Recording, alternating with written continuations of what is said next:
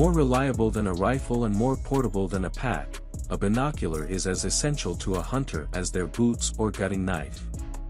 Even a crappy binocular will shrink distance, bringing faraway objects closer. But the best models will enlarge your world, helping you find animals, identify approach routes, and bathe your surroundings in vibrant high resolution. More practically, a good binocular will save you miles of walking by glassing prospective areas. I've used the light amplifying capabilities of binoculars to find my distant, and temporarily lost, pickup long after sunset. Hello guys, today in this video we are going to help you find out the best hunting binoculars in the market. I made this list based on my personal opinion and I tried to list them based on their quality, durability, customer reviews, and more. If you want to see their price and more information about them, you can check our links in the description below. Number 1. Nikon 8248 ACULON. There are 3 key things you need to know about the Nikon ACULON. First, it had the best resolution of any binocular here. Remarkably, it resolved detail every bit as well as my favorite $1,000 Bino. Second, it is not waterproof. Although it survived my spraydown test, its barrels quickly filled with water when submerged. Third, although not heavy, it is somewhat large and bulky. All of this leads to one conclusion: this is a truck binocular. Build quality is nothing special, but the diopter adjustment is nice and stiff, which is what you want with a non-locking dial to keep it from inadvertently changing on you. The image has a fair amount of distortion and flaring around the edges, but that won't keep you from pulling fine detail from the middle of the field. With an exit pupil of 5, low light performance is quite good. I tested all 10 power models in this test for an apples-to-apples comparison, but if it were me, I would get the 16x50 ACULON and keep them on the dash of the truck for spotting animals and counting tines from way off.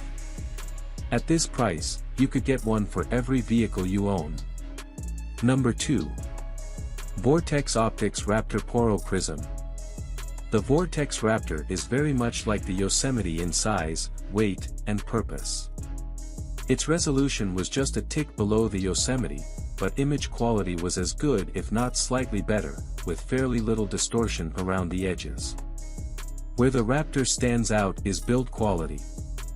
It's the best of the Porros. With the exception of a slightly loose, non-locking diopter dial, everything feels smooth and positive and well finished. The Raptor sailed through the spraydown test, with water beating off the glass as well as almost any model. But ultimately, it failed the soaking and freezing portion, collecting moisture in both barrels that rendered them unusable. That said, I believe they would be fine under normal conditions. I assume you're not planning to submerge yours for an hour. I also suspect that moisture in the barrels would be covered under the company's excellent warranty. Number 3. NIKON Monarch M5.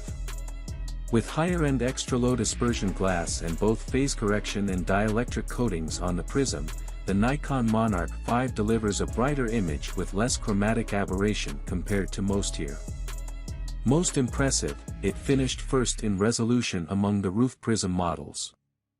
The FOV is relatively narrow, and there is some flaring at the edges of the image, but the Monarch 5 stands out ergonomically. There's a nice tacky feel to the rubber coating, the eye cup adjustments are smooth with positive stops, the diopter doesn't lock but is stiff enough that it won't move, and the lens cover design is rock solid. The Monarch 5 finished middle of the pack in the weather test, fogging and icing over at points, but it survived with no ill effects. Bottom line, if resolving fine details, like antlers among branches and brush, is what matters most to you, you can't go wrong here. Number 4. Vortex Optics Diamondback. Of all the low-cost Binos out there, this is the one I've most often seen in the hands of Western guides, which is a little curious on one hand, because the Vortex Diamondback HD finished near the bottom of the pack for resolution. On the other hand, it's the lightest roof prism model in the test and has a reputation for toughness. Image quality is on par with most others, showing some blurring around the edges. Ergonomics are solid, all the adjustments are fairly smooth, and although the diopter doesn't lock, it has adequate resistance.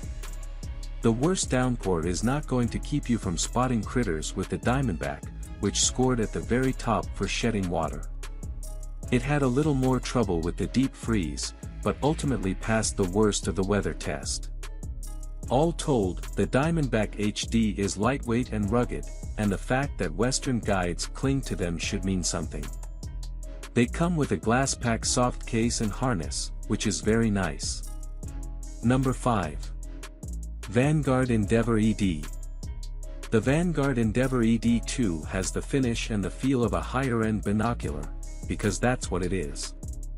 Its original retail price was $499, but the company has dropped that by $100. The textured rubber coating is attractive and feels great in hand. The open bridge construction is comfortable, and overall ergonomics are top of this class. Eye cup adjustments are tight and positive, the focus wheel is easy and smooth, and the diopter dial locks in place. With higher-end ED glass, the Endeavor provides a nice, big picture with high contrast colors, decent resolution, and comparatively low blurring at the edges. The ED2 aced the weather test, delivering a usable image in every phase of the evaluation. On the downside, there is noticeable chromatic aberration, although that does not bother everyone, and the focus wheel is not quite as precise as it should be. In the end, they cost a bit more than the others here, but in several ways, you get a bit more.